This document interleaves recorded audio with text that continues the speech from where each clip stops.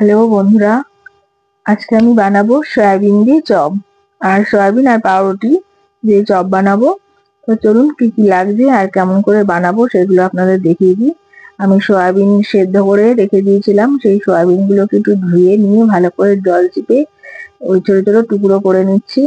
আর আলুও রেখেছি, আলু ছাড়া হবে না বাইন্ডিং, তো সেই জন্য আলুটা আমার ছেলে ছাড়িয়ে দিয়েছে। আর আমি একটা কড়াইতে তেল নিয়ে নিচ্ছি।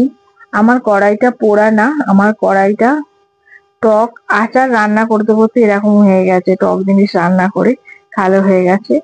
তো এই কড়াইটাতেই আমার রান্না করতে ভালো লাগে, সেই জন্য এইটাতে আমি করি। আরো আমার অনেকগুলোই কড়াই আছে। তো আমি খানিকটা পানমৌরি নিয়ে নিয়েছি, সেগুলো ভেজে নিলাম। এবার আমি কিছু ছোট ছোট টুকরো করে ক্যাপসিকাম রেখেছিলাম, সেই ক্যাপসিকামটা দিয়ে দিচ্ছি। ক্যাপসিকামটা হালকা ভেজে নেবো, তাতে কাঁচা ফ্লেভারটা চলে যায়।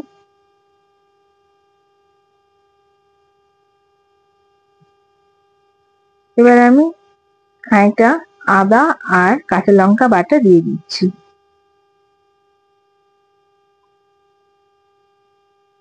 তো বন্ধুরা, যারা যারা আমার ভিডিওটা দেখছেন অবশ্যই সাবস্ক্রাইব করে দেবেন। আমি খানিকটা হিং দিয়ে দিলাম, আর অবশ্যই কমেন্ট করবেন, লাইক করবেন। কেননা আদার সঙ্গে একটুখানি হিং দিলে স্বাদটা একটু অন্যরকম হয়, গন্ধটাও অন্যরকম আসে। সেই জন্য, যেহেতু আমরা পেঁয়াজ রসুন খাই না, আমি হিংটা ব্যবহার করি রান্নাতে। আমি লঙ্কার গুঁড়ো 2 চামচ দিয়ে দিচ্ছি। আমি জিরের গুঁড়ো দিয়ে দিচ্ছি 2 চামচ। আমি এবার ধনের গুঁড়ো দিয়ে দিলাম 1 চামচ। আমি 2 চামচ হলুদের গুঁড়ো দিয়ে দিচ্ছি। এবার একটু নুন দিয়ে দিচ্ছি।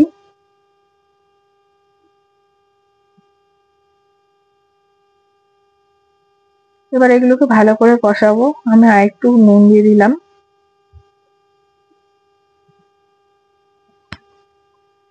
এবার কিছু টমেটো রেখেছিলাম কুচি করে কেটে, সেইগুলো আমি দিয়ে ভালো করে মশলাটা মিশিয়ে নিচ্ছি আর মশলাটা ভেজে নেব। মশলাটা আমি কষাচ্ছি, প্রায় কষানো আমার হয়ে গেছে মশলাটা।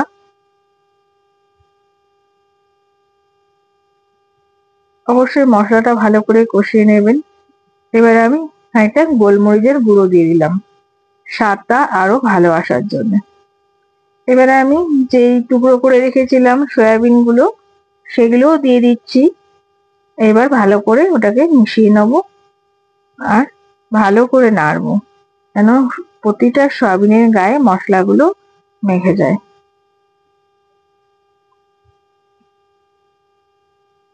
ভালো করে এরকম নেড়ে চেড়ে নিতে হবে, যাতে প্রত্যেকটা সয়াবিনের গায়ে মশলাগুলো লেগে যায়। আর আমি একটা গ্রেটার নিয়ে নিয়েছি, এই গ্রেটার দিয়ে আলুটা গ্রেট করে নিচ্ছি। আমার আলুটা গ্রেট করা হয়ে গেছে। এবার আমি খানিকটা গরম মশলা দিয়ে দিলাম।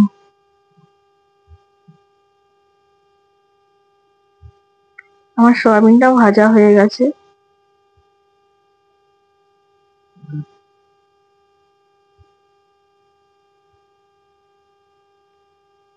এবার আমি ওর মধ্যে আলুগুলো দিয়ে দিলাম। আলুগুলো দিয়ে ভালো করে নাড়তে হবে। বন্ধুরা, আপনারা যারা যারা আমার ভিডিওটা দেখছেন অবশ্যই আমার চ্যানেলটা সাবস্ক্রাইব করে দেবেন আর লাইক করবেন, কমেন্ট করবেন ভিডিওটাতে।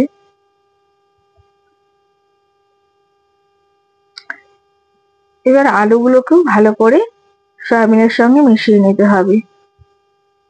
তা ভালো করে নেড়ে চেড়ে আলুগুলোকে সয়াবিনের সঙ্গে একদম মিশিয়ে নিতে হবে, তাহলে ভালো লাগবে। আর এটা একটু ঝাল ঝাল হলেই ভালো লাগে এই চপটা। এবার আমি খানিকটা আমচুর দিয়ে দিচ্ছি, কেননা টকটাও ঝাল ঝাল মিষ্টি মিষ্টি হলে, মানে খুব টক হবে না, একটা জাস্ট টকের স্বাদ থাকবে। হ্যাঁ, আর আমচুরের গন্ধটাও চপের মধ্যে থাকলে ভীষণ সুন্দর লাগে। তো আমার এটা হয়ে গেছে, আমি নামিয়ে রেখে দিলাম। এবার আমি পাউরুটি গুলোকে আমি কেটে নিচ্ছি, সাইড গুলো কেটে পরিষ্কার করে নেবো।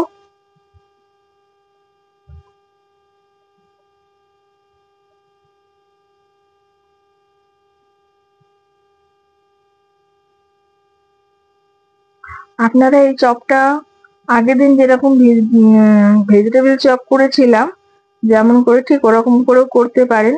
বিস্কুটের মধ্যে বিস্কুটের যে ডাস্ট গুঁড়োটা তার মধ্যে ডুবিয়ে ডুবিয়েও করতে পারেন। এটা আগে গোল গোল কিংবা লম্বা করে পাকিয়ে নিয়ে ভেজিটেবল চপের মতো তারপরে কর্নফ্লাওয়ারে গুলিয়ে ওটা বিস্কুটের গুঁড়োতে গুঁড়ো করে রাখবেন। গুঁড়ো গুঁড়ো দিয়ে মিশিয়ে তারপরে ওটা চপগুলো ভেজে নেবেন, ওটাও হয়।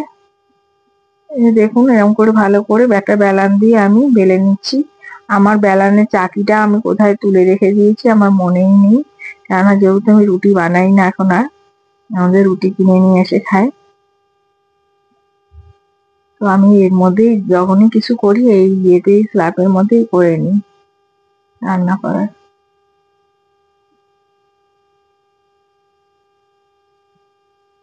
এরকম পাতলা করে একটু বেলে নেবেন।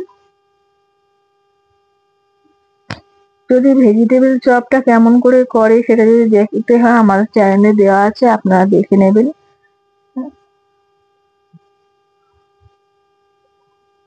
দেখুন আমি ওই যেগুলো পাউরুটিগুলোকে সব বেলে নিয়েছি।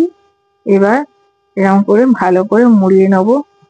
আমার পাউরুটিটা একটুখানি মানে দুদিন হয়ে গেছে ফ্রিজে রয়েছে, একটু মানে ভেঙে ভেঙে যাচ্ছে। তা বন্ধুরা আপনারা অবশ্যই একটুখানি জল দিয়ে নেবেন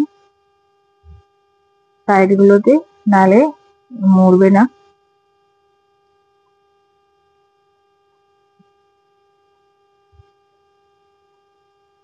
সাইড গুলোতে এরকম করে একটু জল লাগিয়ে নেবেন, নিয়ে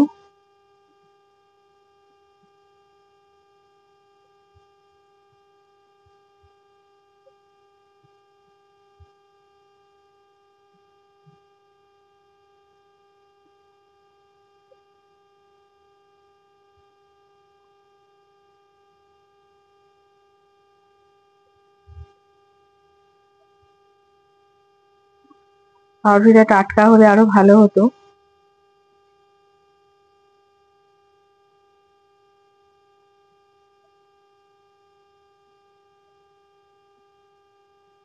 এরকম করে প্রত্যেকটা আমি ভালো করে পাকিয়ে নেবো, গোল করে নেবো। নিয়ে আমি আরেকটা বাটির মধ্যে আমি একটু কর্নফ্লাওয়ার, একটু বেসন, একটু নুন দিয়ে আমি গুলে নেবো। কর্নফ্লাওয়ার নিয়ে নিয়েছি, একটু বেসন নিয়ে নিচ্ছি,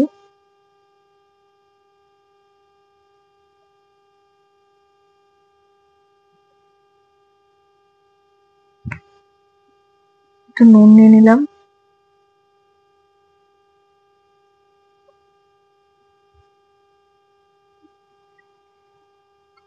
ওর মধ্যে একটু জল দিয়ে নেবো, দিয়ে ভালো করে গুলিয়ে নেবো। এরকম গোল গোল বলগুলো পাকিয়ে নেবে, নিয়ে এর মধ্যে একটুখানি এই ব্যাটারটার মধ্যে মিশিয়ে গরম তেলে ছেড়ে দেবেন। পুরো লাল লাল যতক্ষণ না হবে ততক্ষণ ভাজবেন। একটু আঁচটা মিডিয়ামই রাখবেন, তাহলে বড়াগুলো বেশ ভালো হবে চপগুলো।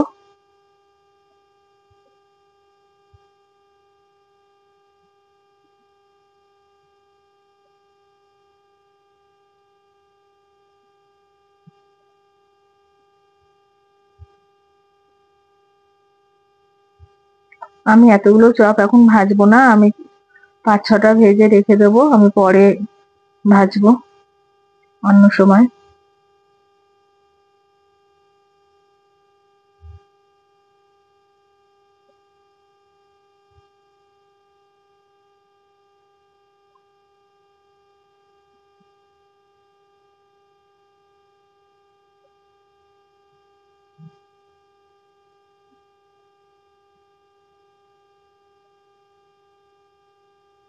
আমি এই চপটা যেমন বিস্কুটের গুঁড়ো দিয়ে কর্নফ্লাওয়ার দিয়ে করে ওরকম করেই করি, আজকে প্রথম আমি এরকম পাউরুটি দিয়ে করলাম। ইচ্ছা হলো হঠাৎ করে যে এরকম করে করব, করে খাবো, সেই জন্য আমি আজকে এরকম ভাবে বানালাম।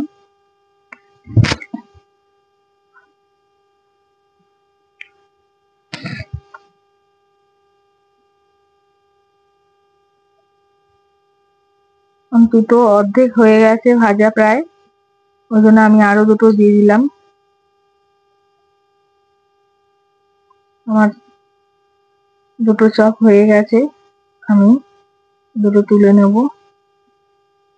একটা আমি তুলে নিয়েছি।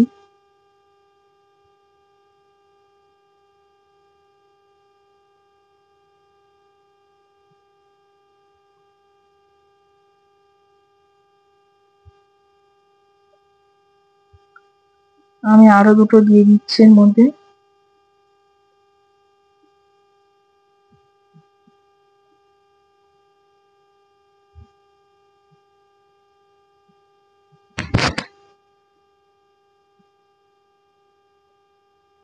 আমি বারবার বলছি, আপনারা যদি চান তো কর্নফ্লাওয়ারের গোলার মধ্যে মিশ্রণের মধ্যে ডুবিয়ে ব্যাটারে বিস্কুটের গুঁড়োর মধ্যে কোট করে আপনারা করেও ভাজতে পারেন, ওটাও ভীষণ ভালো লাগে।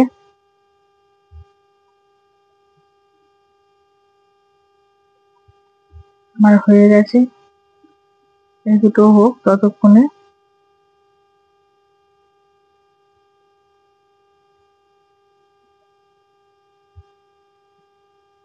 দেখুন আমার চপগুলো কত সুন্দর দেখতে লাগছে।